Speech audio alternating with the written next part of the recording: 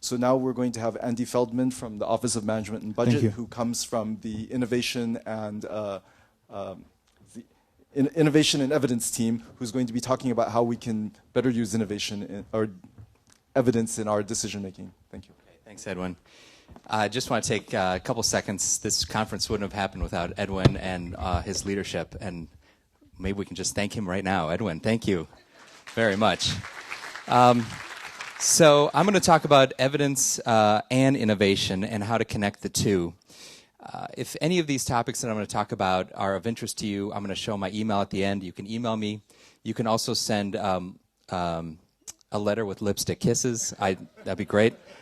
All right, let me see how this works. So sometimes we think about evidence and innovation as oppositional, and in a way they are somewhat contrasting. Evidence, the evidence-based policy movement, emphasizes doing things that have evidence behind them. That means they've been done before, they've been tested. Or if you want to build evidence, it often involves replication. And so that means doing something that you've done before again. A bit different than innovation, which we think of doing things that are new and novel.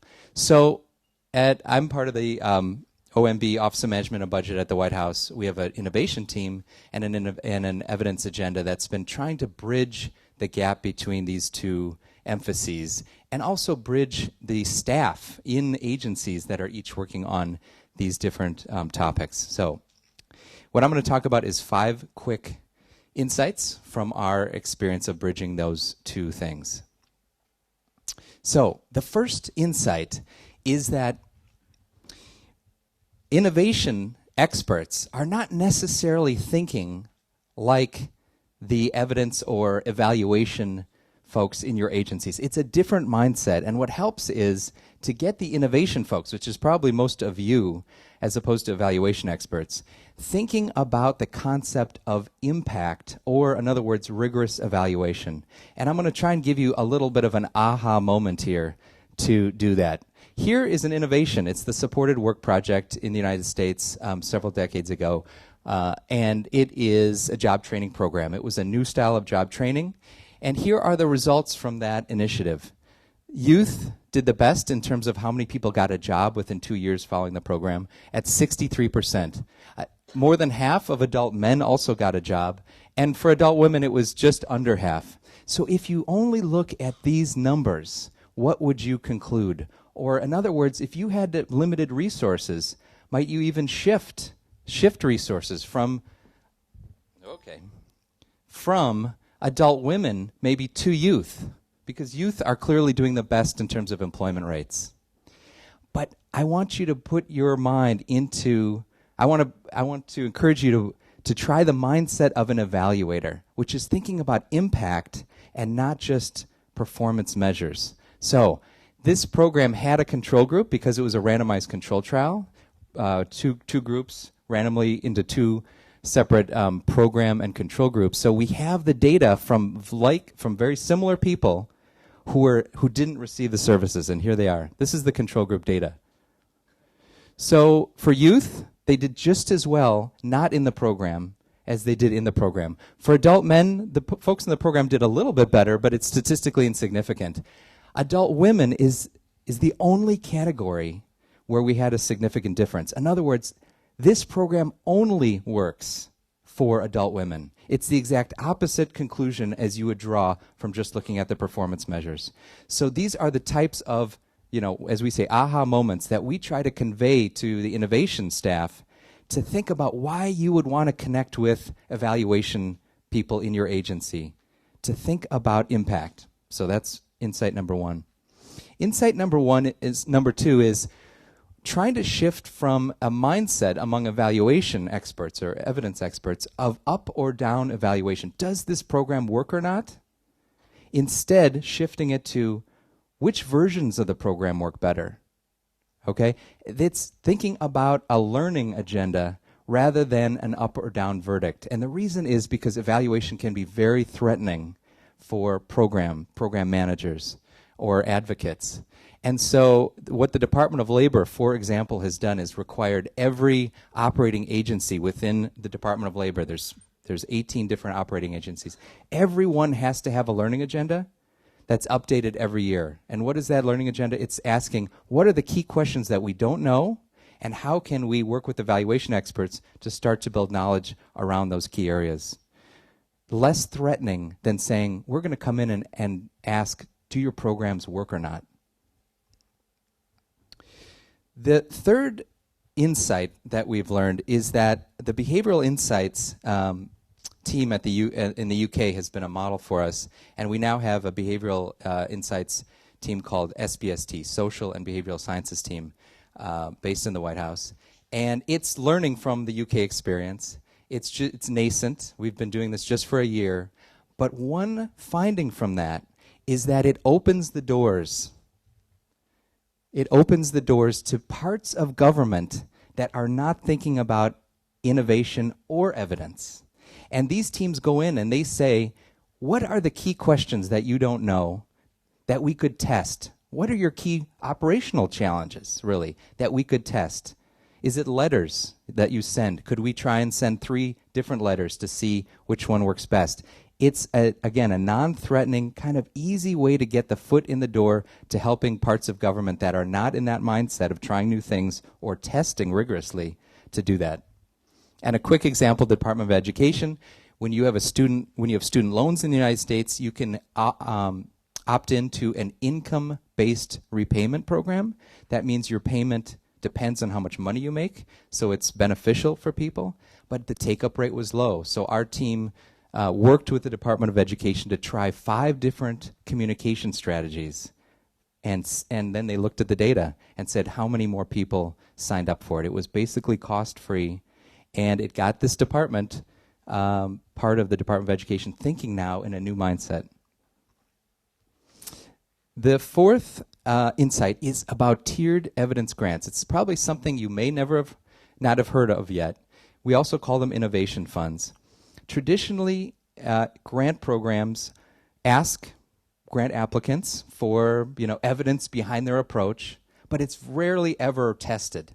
An applicant will say, "Oh yeah, we've got good evidence behind this," but rarely is there rigorous review of that. And on the other end, once the grant is done, a grant meaning a state or a locality or a nonprofit gets this money, there's often kind of not significant data sent back to government to really show did it work or not. We're trying to change that with a new approach called tiered evidence grants. We now have 7 of them in 5 agencies, totaling $1.3 billion.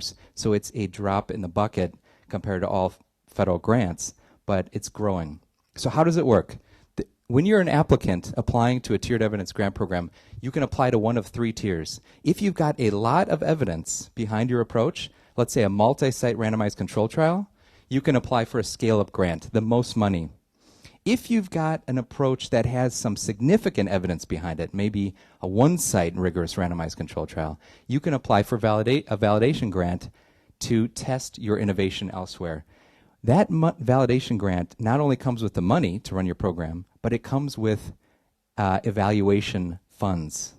Okay, so you can actually set up a randomized control trial or another evaluation. Finally, if your approach is new, untested, or just lightly tested, but it's got a solid logic model behind it, you can apply for a development grant. Again, it's the smallest amount of money, but it comes with evaluation money. And over time, we hope that these grantees move up the tiers as they gain more rigorous backing to show that their approach works. So here are some examples. Investing in innovation at the Department of Education, Social Innovation Fund you may have heard of. These are all our tiered evidence programs that have been launched in the last 5 years.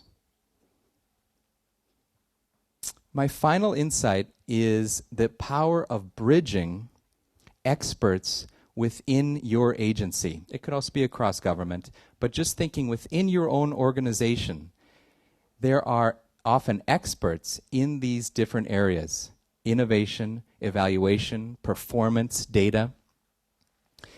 In the United States, at least, these teams are often siloed. They're not necessarily working together. They often have separate requirements from my office, the Office of Management and Budget, each one asking different things. So one push that we've had is to encourage these offices to connect and encourage policy officials and program managers to think of these resources when they tackle their toughest questions. So simply said, they are smart people in your agency that we encourage you to connect with. If it's the same as the United States as in your agency, these are valuable resources. So I'm going to save 5 minutes in case you have questions, but here are a couple resources if you're interested in learning more. One is we have a memo, it's government speak M1317, but if you just Google that, you will get a very readable memo and that talks about different evidence and innovation strategies, and it asks agencies and the federal government to prioritize these in their budget. Okay? The 2014 Economic Report of the President, Chapter 7, it's free online, gives an overview in more detail of these approaches. And finally, the 2015 Budget Fact Sheet has kind of an update of, in the last budget, all our efforts to take these initiatives to the next level. So those are my insights. And any questions? Oh, thanks. Thank you. I'm stealing your job. Thank you. My name is Rolf Walter. Thank you very much for great insights. I'll just want to know, how have you evaluated your insights yourself? Yeah. That's a great question. You know, we think a lot about that. What works, what doesn't. I would say this is not an easy line of work. I mean, we always say evidence is probably number like 55 on policy leaders' radar. I mean, when you're running a department, it's probably 55. Our goal is to take it up to maybe 26. In other words, we know that these emphases will never be there's pockets, of course, of real innovation. But what we're encouraged by is seeing places like the Department of Labor or the Department of Education, where if you go back 5 years ago or 10 years ago, these were largely evidence-free agencies. And now that's started to change. It's obviously leadership was key to that, but some of these tiered evidence grants, I would just say one other fact, at the Department of Labor, they have a chief evaluation officer, and they also have a 0.5% set aside of all department funds for evaluation. So when you have these learning agendas combined with a chief evaluation officer, combined with a set aside, then you get some real power to ask important questions and test them.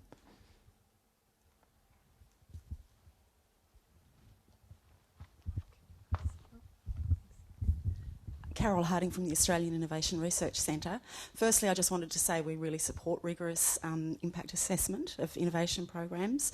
But secondly, I was wondering if you've got many departments or indeed politicians who don't support this because of the possible political fallout if it becomes public that a program that they've supported actually has not done so well.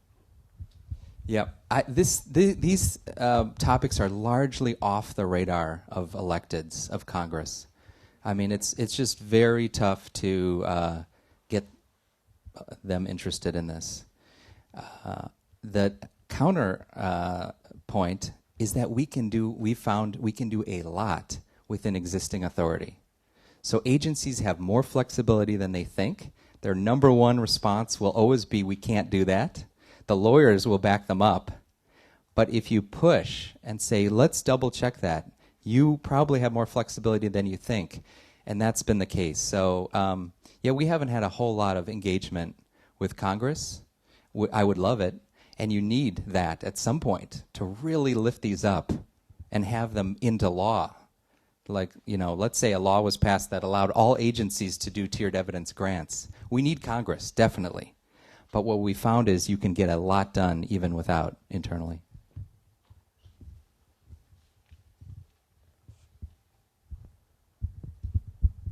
Very good presentation, Andy. Very thoughtful ideas. I, in a sense, have some evidence in support of your approach, which is that in my research about public sector innovation, I look at the determinants of the impact of public sector innovation. Impact measured as winning awards, getting media attention, and being replicated. And I find that innovations that have been externally evaluated are more likely to get media attention, win awards, and be replicated. So that's evidence that I've found in support of your approach, coming from a slightly different angle. I have 8 seconds left, and I'll use that just to say that if you look at the welfare to work reforms in the United States, a lot of them were rigorously evaluated. It's one area where we've got the most evidence behind it, partly because we said to states, you do have flexibility to innovate on welfare, but you need to run a randomized control trial so we learn. Those were the welfare to work waivers of the 1980s and 1990s. That produced credible evidence that did lead to then helped influence welfare reform, because it wasn't just, this is my favorite reform, this is my favorite reform. It was, this is rigorous evidence. So, thanks. Thank you, Andy.